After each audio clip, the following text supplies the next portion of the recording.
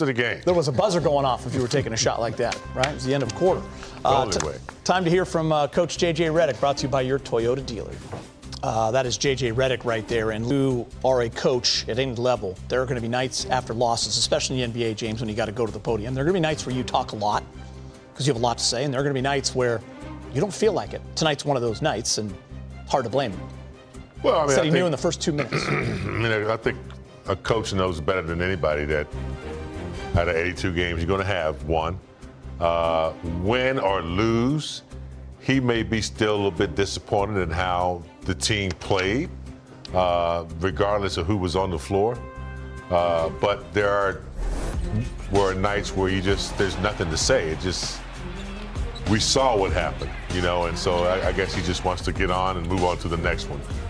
Looked a little disappointed in some things, but that's just the way it is some nights.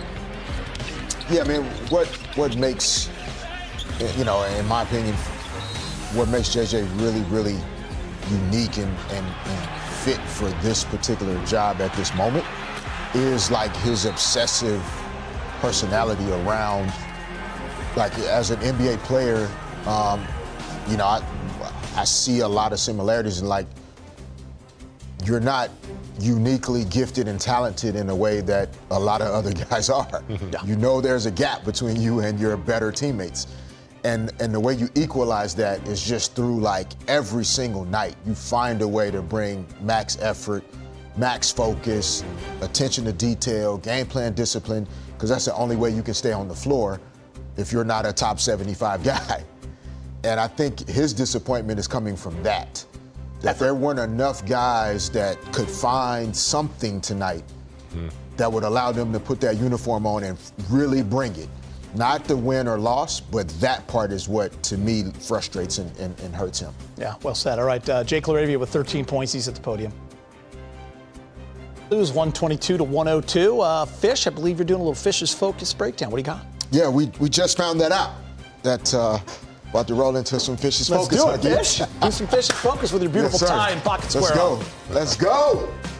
We're going to bring the energy tonight, man. We're going to make up for lack of energy in ATL. All good. Yes, Fish. Middle pick and roll. They call this a Spain pick and roll, I'm assuming, because maybe in Spain that's where they originated. But as these guys are trying to navigate all this traffic, right?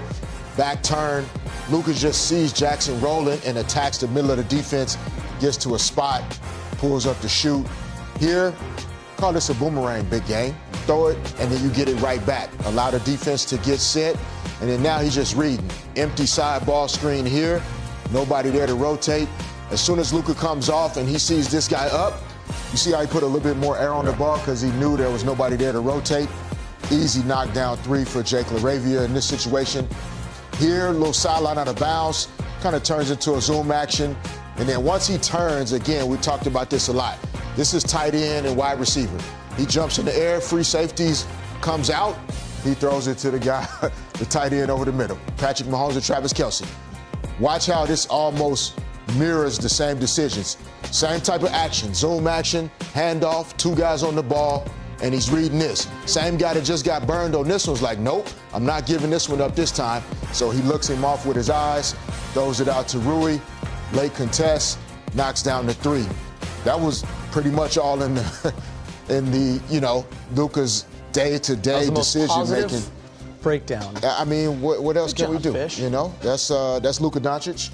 We saw some of that tonight.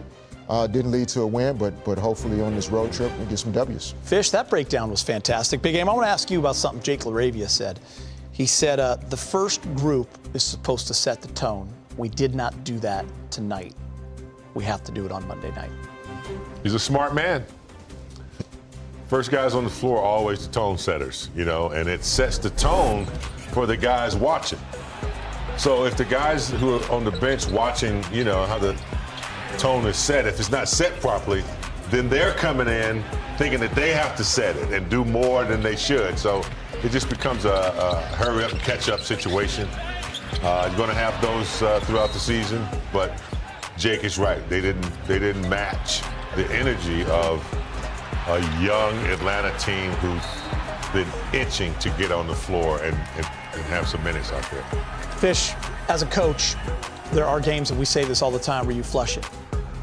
JJ said, no, we are going to look at it. This seems, especially early in the season, especially when you start 7-2, and as James said, you overachieve with a lot of guys out and everyone's feeling really good. This could be an absolute learning tool. This is something you got to show them.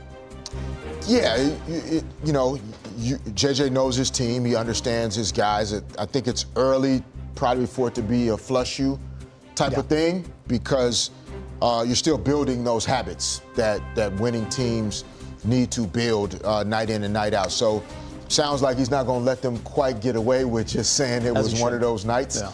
A lot of things to learn from, even in wins, that you can go back and review, and they'll take a look at this one and allow it to improve them on the course of this road trip. All right, the Lakers fall 122-1. You feel that on the floor, and do you feel like there's a reason you guys weren't able to find it like you have the previous several games?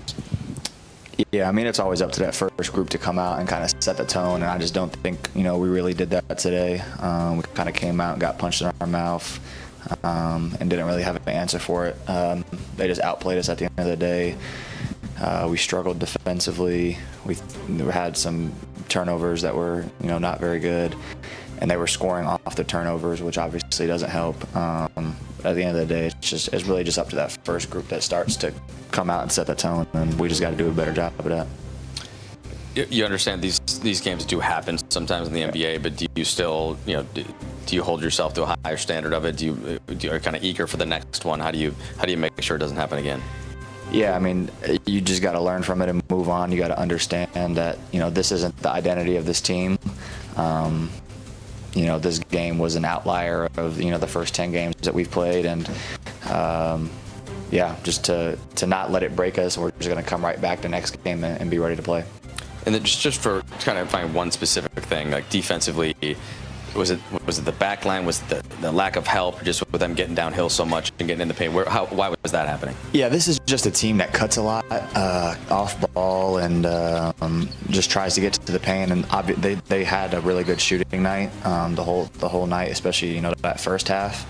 But yeah, team defensively and individually, we just weren't there. Jake, in terms of pregame energy, did you feel something like this coming on, or was it just didn't show up in the first 2 minutes? No, I mean, I don't think we ever go into a game where we either, we knew that they had guys out, but I don't think we're ever going into the game underestimating, the team that we're playing against. We knew they were going to come out and play hard. We kind of knew what their game plan was going to be. We just didn't come out and execute what ours was supposed to be. I know you guys have been really proud of the connection you guys have built so far. In these types of games, when things aren't going well very early, how do you try to lean on your teammates to figure something out, find some sort of spark? Yeah, I mean, you just got to communicate